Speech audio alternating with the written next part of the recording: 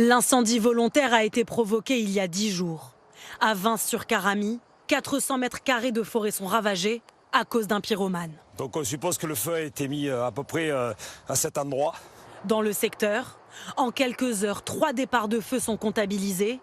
Pour ce maire, aucun doute, ce sont des actes délibérés. On a bien compris que les feux n'étaient pas accidentels, mais étaient vraiment volontaires. C'est un acte de folie pour moi, vraiment. Et on met en péril notre vie, qui est la forêt provençale, qui est magnifique. Le pyromane se déplaçait à 2 roues. Repéré par des témoins, les gendarmes le mettent sous surveillance avant de l'arrêter.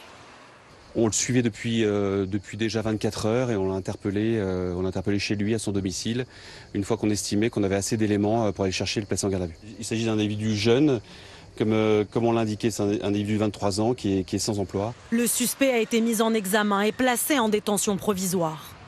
Dans le Var, les pompiers luttent depuis 9 jours sur plusieurs fronts.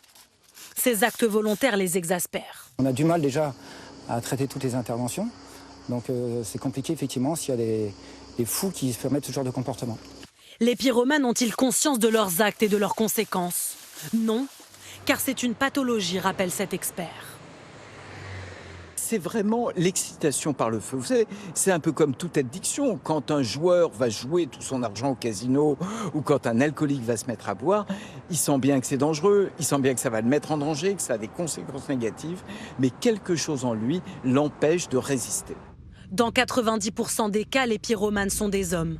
Ils risquent de 15 ans de réclusion criminelle jusqu'à la perpétuité en cas de décès dans l'incendie qu'ils ont déclenché.